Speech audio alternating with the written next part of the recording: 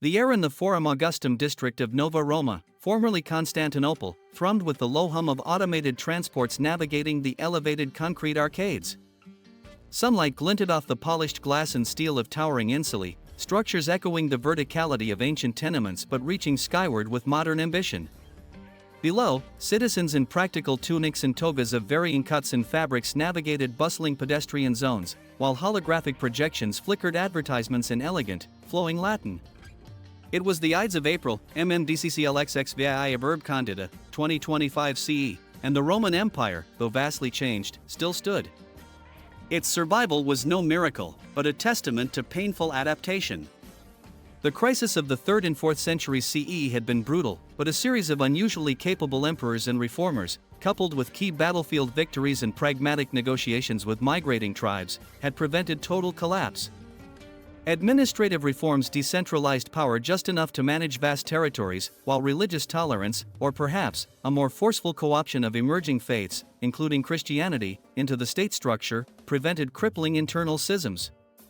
The capital shifted, first effectively to Mediolanum, Milan, then for a time to strategic centers like Augusta Treverorum, Trier, before ultimately settling in a vastly rebuilt and fortified Constantinople, renamed Nova Roma, by the 7th century, a capital blending east and west, positioned for enduring power. The legions remained the bedrock of the state, adapting from heavy infantry to versatile combined arms forces.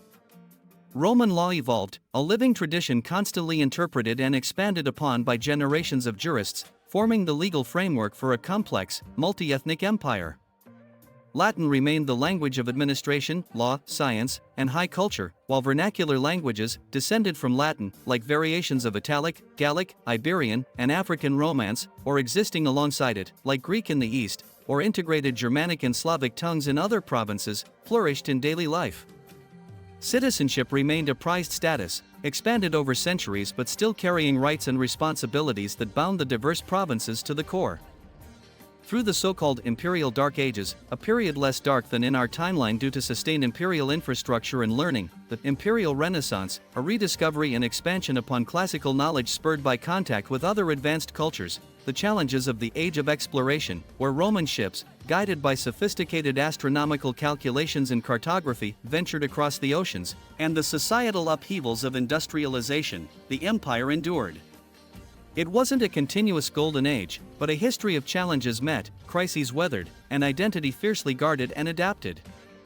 In 2025, the empire stretched from the Pillars of Hercules to the Euphrates, encompassing Britannia, now the Provincia Britannia Superiority Inferior, a damp but loyal region, Gaul, Iberia, Italia, the heartland, still revered, North Africa, the breadbasket, crisscrossed by advanced irrigation, Greece, the fata philosophy, now also technology, Anatolia, and parts of Eastern Europe along the Danubian limes. Beyond its direct control lay a world shaped by its enduring presence. The Eastern Roman Empire, Byzantium, had either been reabsorbed centuries ago or remained a smaller, distinct Greek-speaking entity in Asia Minor, its fate tied closely to Nova Roma. Powerful kingdoms and federations existed beyond the limes, a Frankish hegemony to the north, various Slavic and Germanic states, a powerful, evolved Persian successor state, and later, empires born in the Americas, which had been reached by Roman navigators in the 11th century CE, using advanced, geared astrolabes and precise chronometers developed in imperial workshops, leading to different patterns of interaction and colonization. The political structure in 2025 was complex. The emperor, currently Titus Aurelius Julianus, reigned from his palace in Nova Roma, a figurehead of imperial unity and religious authority, the state religion being a syncretic blend of traditional Roman cults and a state-controlled form of Christianity, overseen by the Pontifex Maximus, often the emperor himself. Real power lay with the Concilium Imperiale, a council of high-ranking bureaucrats, palatini, military leaders, legati Augusti, and representatives from the major provinces. An elected curia, Senate, while lacking legislative power, served as a vital advisory body and a forum for public debate, its sessions broadcast throughout the empire via the imperial infobahn. Roman culture permeated every aspect of life. Public works remained paramount. Vast, state-funded projects were the pride of the empire. The Vie Imperiales were not just roads but multi-lane, high-speed maglev arteries connecting distant provinces, built on structures echoing ancient aqueducts and viaducts, engineered with materials science tracing its lineage back to refined Roman concrete formulas. Water management was unparalleled, with automated aqueduct systems and desalinization plants serving even arid regions. Public baths, updated with advanced hydrotherapy and communal digital terminals for news and entertainment, remained social hubs. Technology felt distinctly Roman. It prioritized robustness, longevity, scale, and public utility. While private innovation existed, the most ambitious projects were state-driven. Their equivalent of the Internet, the Bibliotheca Imperiale, was a vast, centralized, curated network of knowledge, accessible through public terminals in forums and basilicas or private subscription. Information flow was rapid but controlled, prioritized for order and security. Their automated systems, early forms of mechanical computation evolving into advanced robotics and control systems, but perhaps not general AI as we understand it, were evident in construction, agriculture, and manufacturing, but often designed with an aesthetic nod to classical forms, functional, yet imposing or elegant. Military technology was state-of-the-art. The legions were equipped with powered armor, sophisticated drones, aquili volantes, aerial support, advanced ornithopter-like craft and jets, and orbital surveillance assets, oculi imperiales. The lines were not just walls but integrated sensor networks, automated defense turrets, and rapid deployment points for cohorts. Roman engineering excelled at creating durable, reliable military hardware. Life in the provinces varied, but all were bound by Roman law, infrastructure, and the promise, however imperfectly delivered, of imperial order and citizenship. Provincial capitals featured smaller-scale versions of Nova Roma's public works, administrative centers, and legionary fortresses. Centering our focus, let's look at Decimus Valerius, a curator etium publicarum, curator of public buildings, effectively a senior civil engineer, in the province of Germania Superior. His current assignment, overseeing the expansion of the Via XXI Claudia, a major trade artery near the Limes Germanicus, into a full hypervia section. It was a project requiring not just engineering expertise but navigating complex bureaucratic procedures laid down over centuries and managing labor crews composed of free citizens, provincials, and automated construction bots. Decimus, a man in his late 40s with a stern face etched by sun and stress, inherited his position from a long line of imperial administrators. He wore a practical, dark gray tunic suitable for site visits, but kept a finely embroidered toga in his office for formal occasions. His office, in the Praetorium of Mogontiacum, Mainz, blended efficient digital displays showing project timelines and resource allocation with shelves holding ancient scrolls on concrete mixtures and bound volumes of imperial building codes tracing back centuries. His morning started with a video conference via the Infobon with his superior in Lugdunum, Lyon, the Legatus Augusti Pro Praetor, provincial governor. The legatus, Lucius Antonius, a former military man whose face seemed permanently set in an expression of impatient command, appeared on the screen. Decimus, reports indicate delays on segment 7. The weather patterns have been favorable. Is the automated tunneling apparatus malfunctioning again? Decimus felt the familiar knot of tension tighten in his gut. Here it comes, he thought. The pressure from the military, relayed through the blunt instrument of the legatus. Salve, legatus, he replied, maintaining a respectful posture. The automated moles perform admirably. The delay is geological. Our preliminary auguries, that is, the ground scans, failed to detect a particularly hard granite seam. It requires recalibration of the thermal drills and, unfortunately, consultation with the Collegium Geologiae in Roma for revised parameters. A formality, but one that requires adhering to the established protocols.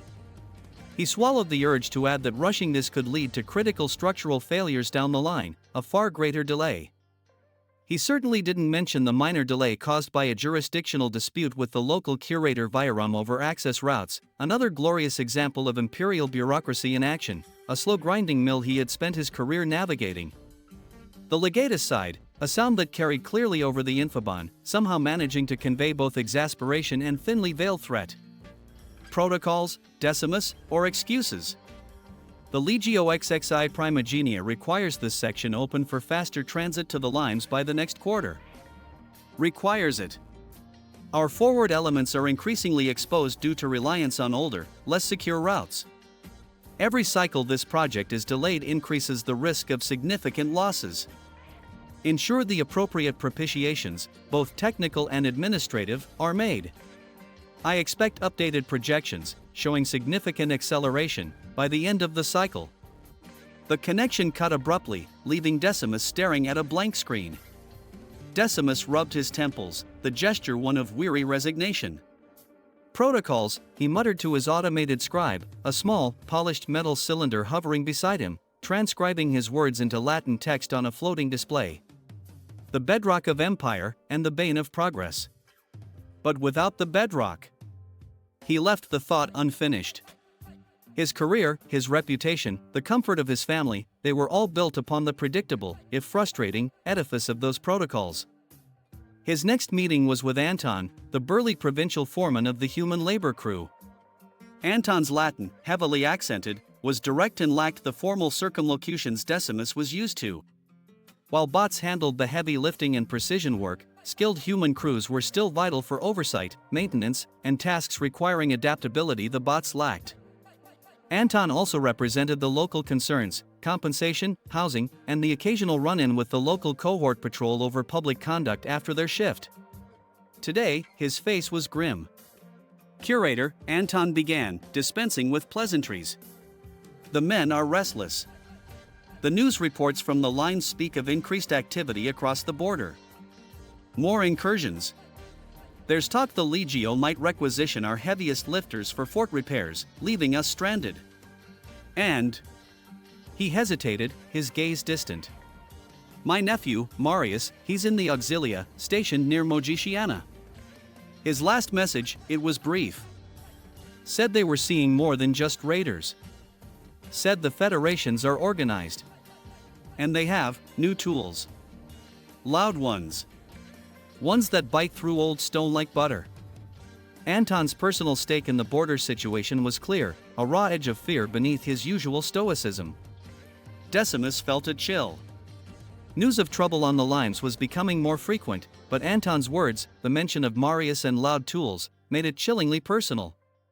The federations beyond the Rhine were growing bolder, equipped with salvaged or traded technology, harassing imperial patrols. "The Legio's needs are paramount," Anton, Decimus stated, though the legatus's impatience now felt intertwined with this very human fear. "But this project is also strategic. A faster via strengthens the lines indirectly, allowing swifter response. I will submit a formal request to the legatus to prioritize our equipment for this essential work. Ensure the men understand the importance of their work, Anton. They build the arteries of the empire. Arteries that must carry the lifeblood of the legions." Later that day, Decimus visited the construction site. The scale was immense. Automated fabricators hummed, extruding reinforced concrete sections with impossible speed. Cranes, moving with ponderous grace, lifted massive components into place on the rising piers. Survey drones zipped overhead, feeding data back to the site's AI-assisted management system. Yet, amidst the high-tech spectacle, human engineers in hard hats checked tolerances with laser levels, technicians maintained the bots, and Anton's crew worked on finishing details with a craftsman's touch inherited from generations of builders. The stark reality of the granite scene was visible, a jagged scar in the earth where the thermal drills made agonizingly slow progress. As Decimus stood inspecting the drills, a sleek, state-issue Aerodyne, a vertical takeoff and landing craft, settled onto the temporary landing pad. From it emerged Tribune Marcus Vorenus of the Legio XXAI Primogenia. He was a young man, sharp-eyed, clad in the practical, reinforced jumpsuit of a legionary officer, the silver eagle insignia prominent on his shoulder. He practically radiated impatience. "Curator Valerius?" Vorenus asked, his voice crisp and authoritative, cutting through the site's noise. He didn't wait for a full formal greeting. "My legatus is concerned. This project is listed as strategic priority, line support. Our forward cohorts are encountering increased resistance. Not just skirmishes, but organized probing attacks. Some of our resupply convoys have been interdicted. We need this artery open yesterday. Mogiciana is particularly vulnerable." His eyes flickered towards the north, a flash of worry crossing his face before he masked it. The granite seam is proving problematic? My scout reports are more detailed than your civil engineering updates, Curator. They suggest this seam is blocking access precisely where we need it most for rapid reinforcement of a key sector. Is that correct? Decimus explained the situation again, the technical difficulties, the necessity of adhering to consultation protocols with the distant Collegium Geologiae. Vorenus listened, his expression tightening. Protocols, he echoed, the word a frustrated snarl this time. By the Emperor's beard, protocols. While we wait for bureaucrats in Roma to bless our drill angles, my men are fighting with one arm tied behind their backs. We've had casualties, Curator. Good men, lost because we can't get material where it's needed fast enough. The Federations aren't waiting for your formal requests. Their loud tools are ripping through our older fortifications, and our sensor grids are being actively jammed or bypassed using scavenged Imperial tech. He stepped closer, his voice dropping slightly, though the urgency remained. I lost a Centurion last week, Curator. A good man, served 5 years on the limes. Ambushed on a route we wouldn't have had to use if this via was open. So forgive me if I have little patience for administrative procedure. Can you not accelerate this? Declare an emergency? Surely the situation warrants it? Decimus felt the weight of the tribune's words, the raw grief and frustration. The argument was ancient, echoing across millennia, the blood spilled by the military versus the slow, unyielding logic of civil administration that ultimately sustained them. But the tribune's pain was real. Tribune, I understand the urgency. Believe me, I do. I have family, people I care about, in this province. He thought of Anton, of Marius. But invoking an emergency clause requires a formal declaration from the legatus, backed by sufficient justification that will withstand scrutiny from Nova Roma. It is a process fraught with potential pitfalls. It can disrupt the entire provincial administration, invite oversight committees, it can cause as many problems as it solves if not done with absolute justification. He didn't add that a failed emergency declaration could ruin his own career. Vorenus stared at him, his jaw tight. Justification? The bodies of my men are justification enough. I hope, Curator, that your adherence to proper channels doesn't cost us more lives before Roma decides it's important enough. He turned abruptly and climbed back into the Aerodyne. With a whine of its repulsors, it lifted into the sky and sped northward, a symbol of the immediate, brutal reality of the border conflict, leaving behind the slower, more deliberate world of the civil engineers. Decimus watched it go, feeling the weight of responsibility press down on him. The Tribune's words about loud tools and salvage tech echoed Anton's earlier concerns. The algorithmic piece within the limes, built on sophisticated infrastructure and automated control, relied on the assumption of technological superiority and organized defense. If the barbarians were acquiring and using imperial technology against them, the very foundation of that piece was threatened. That evening, back in his office in Mogontiacum, Decimus reviewed the latest news feeds on the Bibliotheca Imperiale terminal. Access to higher-level strategic reports was restricted, but even the public summaries spoke of increased border security measures, requisitions of civilian assets for defense, and urgent calls for citizens to remain vigilant. Propaganda projections in the forum emphasized the strength of the legions and the unwavering might of the emperor, but the underlying tension was unmistakable. He specifically searched for news concerning the Mogiciana sector, a knot of anxiety in his stomach for Anton's nephew, but found only vague reports of increased skirmishes. He also accessed the public archives, delving into historical records concerning past limes crises. The empire had faced countless threats, adapted, and endured. But the technological element in this new threat felt destabilizing. His thoughts turned to the Curia debates, sessions he sometimes watched broadcast on the Infobahn. Recently, discussions had been dominated by border security, resource allocation for the military, and the perennial debate about the balance between central control and provincial autonomy. Senators from border provinces argued passionately for faster response times, for cutting through red tape, their voices filled with the same urgency he had heard from Vorenus. Senators from the heartland preached caution, adherence to established procedures, the wisdom of centralized command. The slow, formal rhetoric of the Curia felt jarringly disconnected from the sharp, immediate danger on the limes. He composed another message. This one wasn't just a situation report, it was an appeal, carefully couched in formal language but carrying an undertone of urgency. He detailed the unexpected geological challenge, the critical strategic bottleneck it created for reinforcing the Mogiciana sector, and the growing concern among the local population and labor force, explicitly mentioning Anton's crew and the impact of rumors regarding the safety of their families and friends serving on the limes. He addressed it to the legatus, copying it to his direct superior and, unusually, to the Collegium Aedium Publicarum in Nova Roma, but also, on a gamble, he flagged it for potential inclusion in the Curia's public briefing materials, emphasizing the civilian impact and the potential for unrest if the situation on the limes deteriorated without visible imperial action. It was a small act of bureaucratic maneuvering, trying to push for attention within the vast, slow-moving imperial system, hoping the combination of military necessity and civilian anxiety might grease the wheels.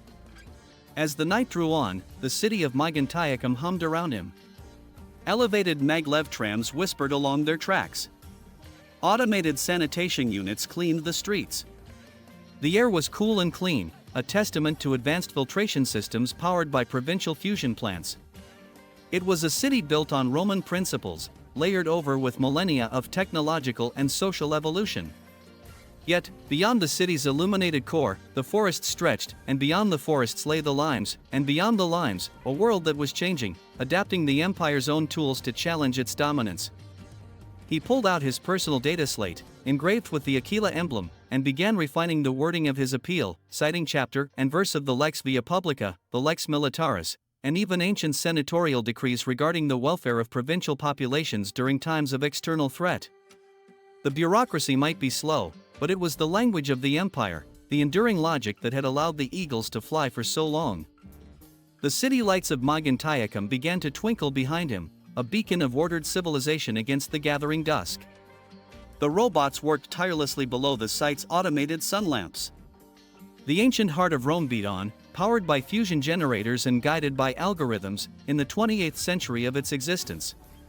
The algorithmic peace held, but out on the limes, the algorithms of war, perhaps now running on repurposed imperial hardware in the hands of the federations, were beginning to challenge its dominion. The granite seam was more than a geological problem, it was a symbol of the empire's own internal friction, the clash between ingrained procedure and the urgent demands of a changing world, a world that waited for no protocol. The fate of the Via XXI Claudia, and perhaps more, hinged on which would yield first, the unyielding rock or the unyielding bureaucracy.